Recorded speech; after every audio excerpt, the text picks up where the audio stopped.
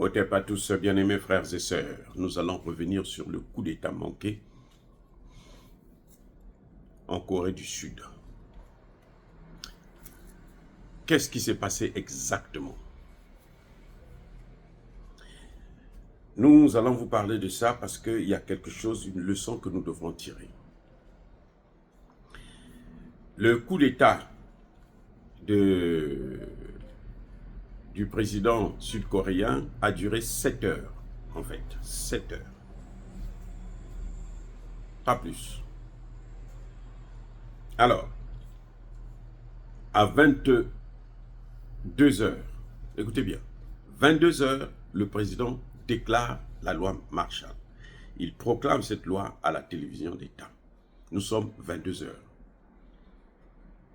Nous ne sommes pas à 20 heures au journal avant que les gens... 22 heures, tous les enfants dorment. Les jeunes sont là en train de faire leurs devoirs.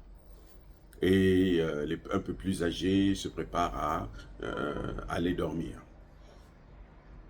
C'est là que le président choisit de proclamer la loi Marshall pour prendre le contrôle de tous les pouvoirs, de toutes les institutions et avancer.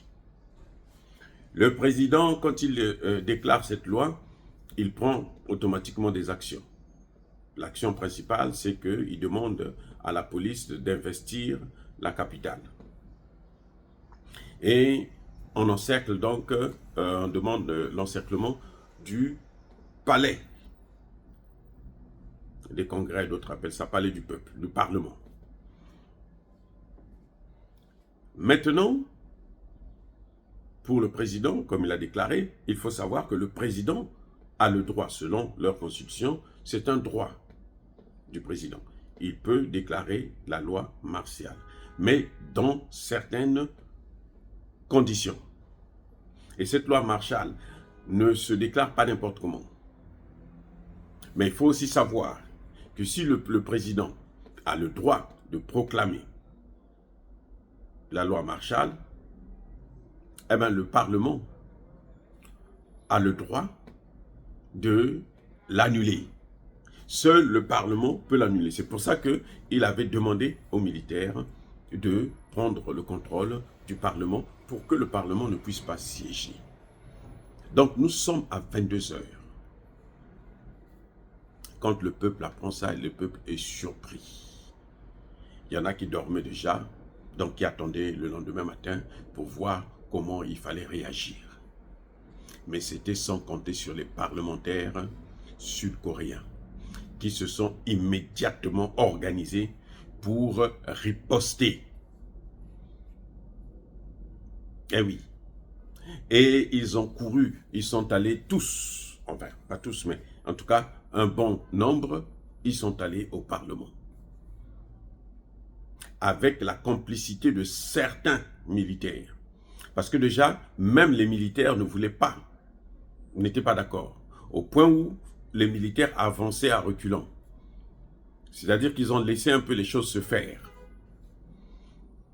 Ils ont facilité la tâche aux parlementaires pour qu'ils accèdent dans la salle du Parlement par la fenêtre.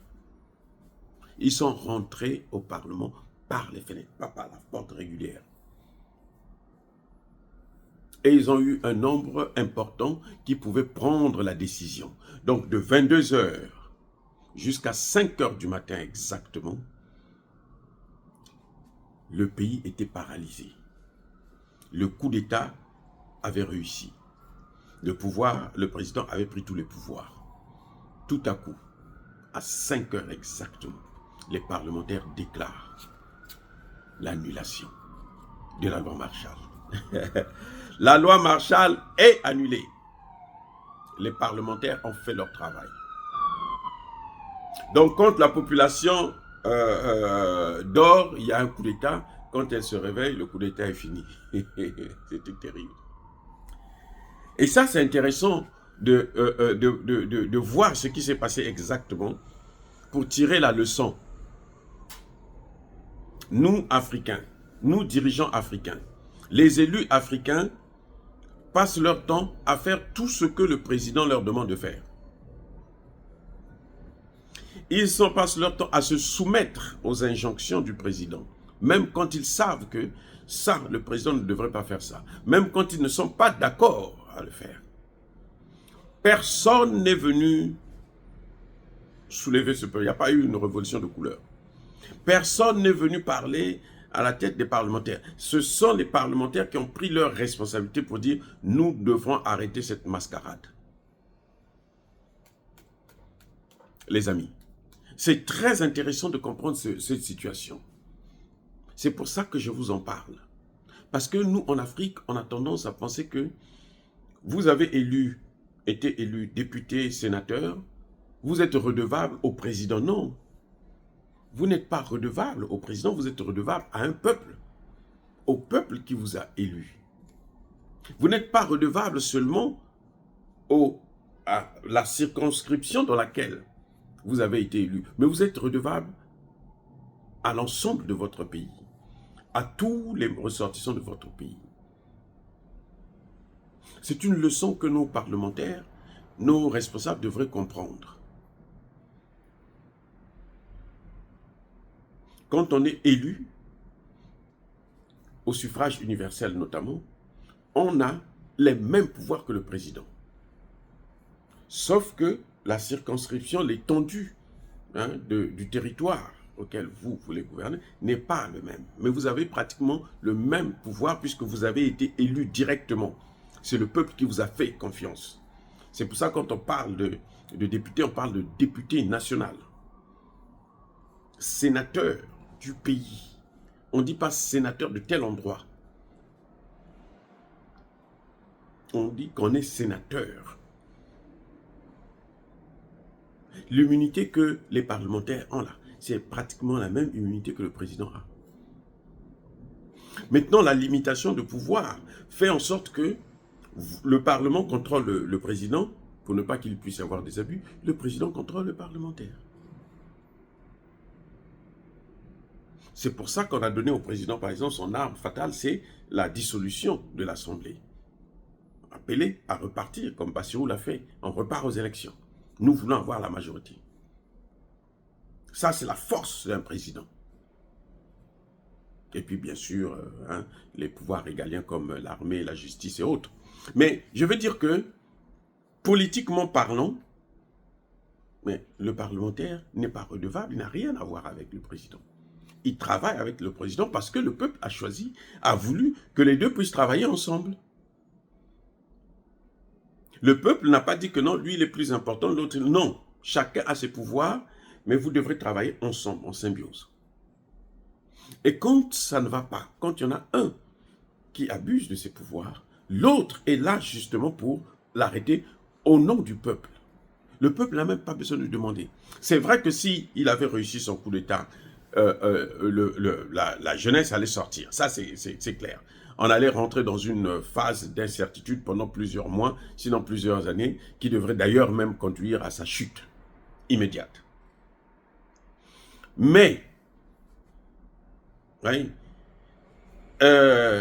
on a vu que les parlementaires ont fait leur travail. Je vous dis, ils sont rentrés par les fenêtres. Donc, ils ont tout fait pour se retrouver à un nombre suffisant pour prendre une décision d'annuler la décision du président. Et le président ne peut pas faire autrement. Sinon, ce serait la casse. Et nous saluons justement le courage de ces parlementaires. C'est exemplaire pour nos dirigeants à nous, dans nos pays, nos leaders. Vous êtes parlementaire, vous êtes député, vous n'êtes pas à la... Vous êtes maire, nommé, pas nommé plutôt, mais élu. Parce que si vous êtes nommé, bon, vous dépendez de celui qui vous a nommé. Vous êtes élu, maire. Vous êtes le président de cette ville qui a fait de vous le maire. Vous êtes comme le président de cette ville. Et c'est ça qu'il faut que nous puissions avoir en nous, en tant qu'hommes politiques en Afrique. C'est ça qui manque. C'est pour ça que nous voyons trop d'abus qui se passent comme ça et tout, sans que quelqu'un ne dise quoi que ce soit. Les amis, soyez bénis, abondamment bénis par le Dieu de Kémité, par nos ancêtres évangélisés. Vive l'Afrique éternelle, j'ai dit et j'assure.